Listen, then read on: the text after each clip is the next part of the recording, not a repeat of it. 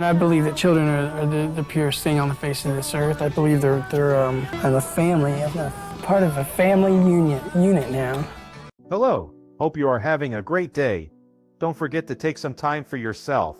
Shannon Hoon's sudden death in 1995 not only shocked fans but also left countless unanswered questions. At the age of 28, Hoon passed away at the height of his career, leaving behind a newborn daughter and a disoriented band. But what led to this tragedy?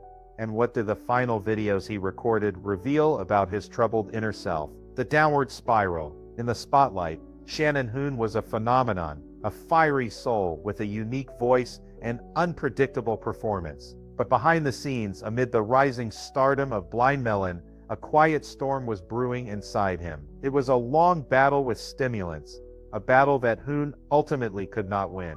According to band members, Hoon's stimulant habit did not start after he became famous, but appeared very early during his years in Indiana. Guitarist Roger Stevens frankly shared, "Shannon was using it from day one.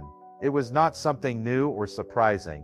He was always up for anything, not afraid to experiment with new sensations, and that was reflected not only in his music, but also in his personal life." At Woodstock '94, Hoon took the stage in a high hat wearing his girlfriend's white dress. The bizarre, chaotic scene became emblematic of his uncontrollable personality. Wild, reckless, but also mesmerizing. "He would never give you anything boring," bandmate Brad Smith recalled, "and that's what made him such a great performer." But as his fame grew, his battle with himself became more intense. Hoon checked himself into rehab twice, first in May 1994 and again in June 1995, in a desperate attempt to regain control. But each sobriety was short-lived, and his old obsessions quickly returned. Roger Stevens would wake up in the middle of the night several times, pulling his friend's ear and pleading, "You're going to die if you keep this up." When Blind Melon began recording their second album, Soup, in New Orleans, things got worse. The recording environment became complete chaos, a place where drugs were a daily occurrence. Hoon's songs on the album, especially Mouthful of Cavities, were filled with a sense of exhaustion, pain, and confession about a life slipping away from him.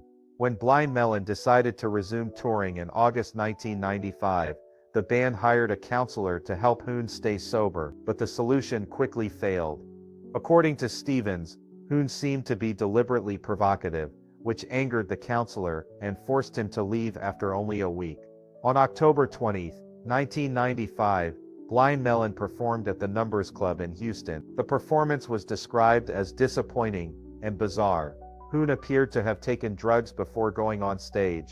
After the show, he indulged in a night of drinking. When the band arrived in New Orleans, Hoon tried to find more drugs before returning to the tour bus to rest. The next morning, October 21, 1995, sound engineer Lyle Eves entered the bus to wake Hoon for a sound check at Tipitina's. What Eves found was a lifeless Hoon. Paramedics arrived quickly, but it was too late. Shannon Hoon was pronounced dead at the scene, aged 28, just a year after Kurt Cobain's death, which almost made him a member of the infamous 27 Club. The official cause of death was given overdose. According to Roger Stevens, it was an accident, as Hoon had no intention of being desperate. He believed he would wake up the next morning, Stevens said, choking up. Although Shannon Hoon lived a short but intense life, filled with ups and downs between the spotlight and the darkness of addiction, the question remains, what shaped such a fierce artistic soul? To better understand the complex man behind that unique voice, we need to go back in time to his early years, where Shannon Hoon's childhood began to paint a portrait of an unstable genius. The early life of Shannon Hoon. Richard Shannon Hoon was born on September 26, 1967, in Lafayette, Indiana, a small town in the American Midwest, where life was simple and traditional, but also nurtured a fiery and wild artistic soul. The youngest of three children, Shannon grew up in the home of Richard Dick Hoon, a simple bricklayer, and Nell Hoon, a local bar manager. From his early years, the name Shannon partly reflected his desire to be different and stand out. He chose to use his middle name so as not to be confused with his father. Shannon's childhood was full of energy, excitement, and no less rebellion. The Hoon family lived in Dayton, a small town just outside Lafayette. Here, Shannon's restless spirit was so evident that his parents decided to enroll their son in karate as a way to help him practice discipline and control his explosive energy. Little did he know that this would be the beginning of an incredible career. At just 9 years old, Shannon had already earned a first-degree black belt and had won martial arts competitions in 7 different states. The small boy from Indiana quickly became the pride of his family. In high school, at McCutcheon School, Shannon continued to excel and show himself to be a multifaceted talent. Not only did he stand out in sports, but he was also one of the most active students in extracurricular activity. He joined the football team as a linebacker, competed in wrestling, and excelled in pole vaulting. With 9 college letters earned in sports, Shannon was considered a model student athlete. But what set him apart was his ability to shine in many different areas. Not only was Shannon an athlete, he was also part of the musical, participated in stage productions, was a cheerleader, something that was not common for boys at the time, and was active in the Fellowship of Christian Athletes. He also played euchre, a card game popular in the Midwest. His outgoing, humorous and unique personality earned him the titles of class flirt and trendsetter, titles that reflected Hoon's vibrant, sometimes eccentric personality. Despite being the center of attention, Shannon later shared that deep down, he always felt insecure and unable to stay in one place for long. "I was always miserable in one place and wanted to be somewhere else," he confessed, words that revealed a restless, unsupportive mentality that began to grow from a very young age. Remarkably, although he was not voted most musically talented by his classmates, Shannon secretly nurtured a strong love for music throughout his high school years. In 1985, he joined his first band, initially called Mank Rage, later renamed Stuff Kitten, a young rock group trying to make a name for itself locally. Stuff Kitten quickly became famous in the Lafayette area with regular performances at bars and fairs. From that moment on, Shannon was a sight to behold. The band manager recalled, "Shannon had something special. When you saw him you knew he was part of the band, a real frontman." It wasn't just his high-pitched raw voice that would make him an unforgettable icon of 1990s alternative rock. During this time, he also began writing songs including Change, a deeply prescient song that would become one of Blind Melon's most emotional hits on their debut album. However, after a few run-ins with the law and feeling trapped in his small town, Shannon began to yearn for a bigger world. He dreamed of travel, new cultures, and different people. In 1989, without hesitation, he scraped together what little money he had, bought a Greyhound bus ticket, and left Lafayette for Los Angeles, beginning his journey to pursue his dream of making music professionally. Soon after arriving in the City of Angels, fortune smiled on him. Through his sister Anna's introduction, Shannon connected with Guns N' Roses frontman Axl Rose, a fellow Lafayette native.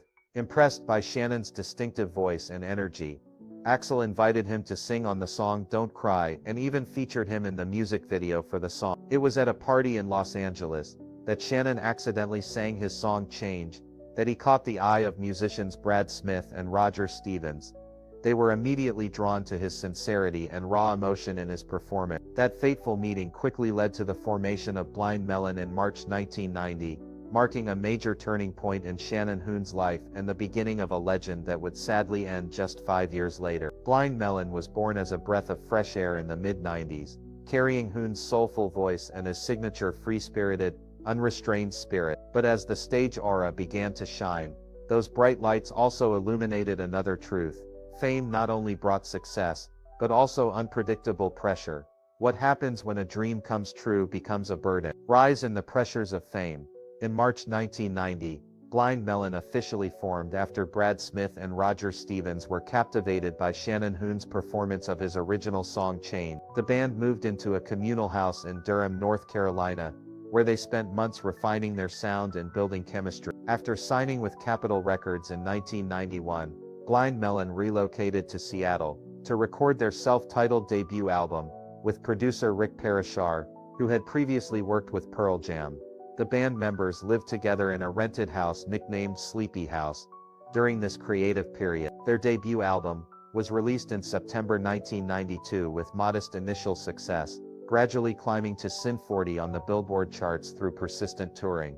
The band's trajectory changed dramatically in 1993, when MTV put the No Rain music video into heavy rotation. The video featured Heather DeLoach as the now iconic B-girl character, inspired by drummer Glenn Graham's childhood photo of his sister in a bee costume. Following this exposure, No Rain soared to 20 on the Billboard Hot 100, while the album's sales exploded, ultimately achieving quadruple platinum status with over 4 million copies sold.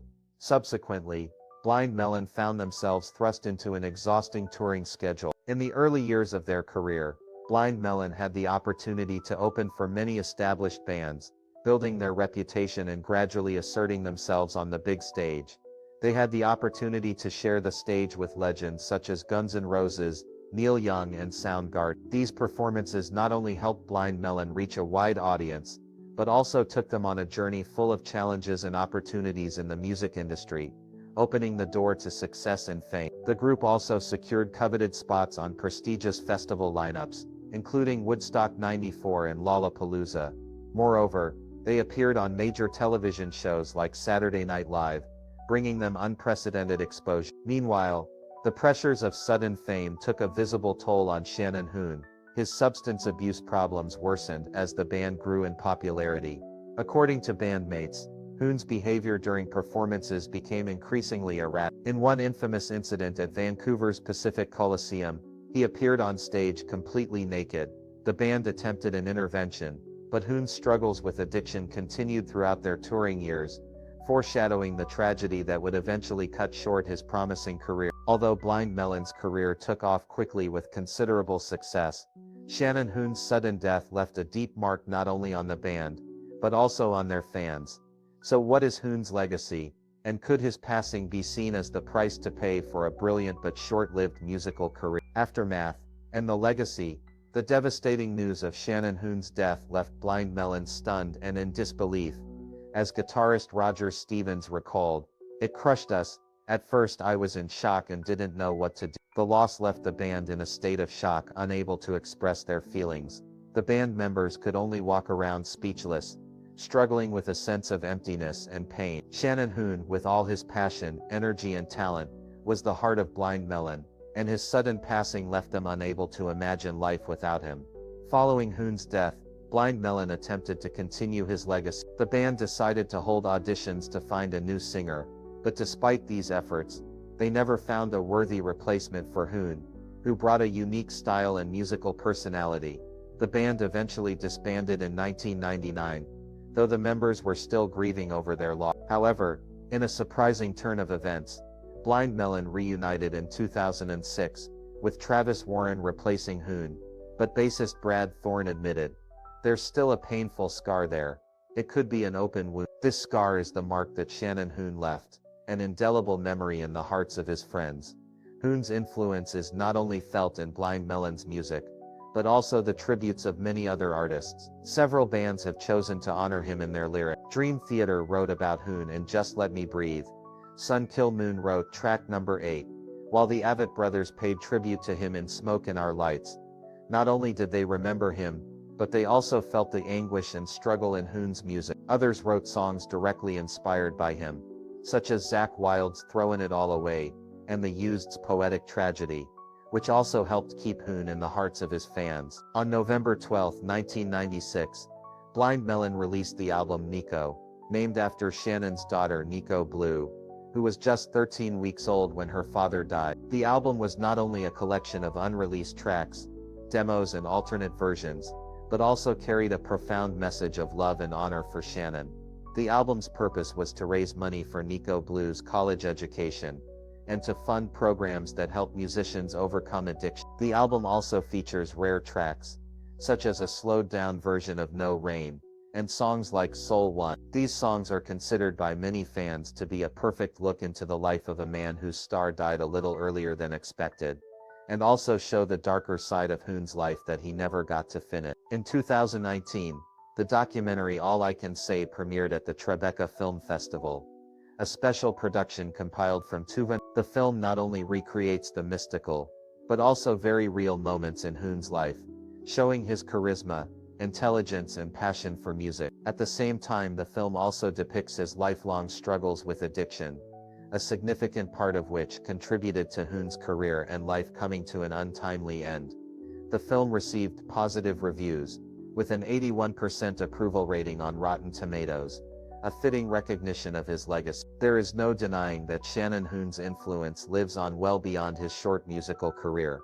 Hoon's mother, Nell, played a key role in preserving her son's memory, regularly receiving letters from fans, sharing how Shannon's lyrics saved their soul. As one writer noted, Shannon Hoon's poignant, disturbing, and ultimately hopeful lyrics still resonate deeply with me and all those fortunate enough to have known his work. How do you feel about Shannon Hoon's influence and Blind Melon's music? Do you have any of his songs that you feel particularly attached to, or that bring up strong emotions? Please share your thoughts in the comments.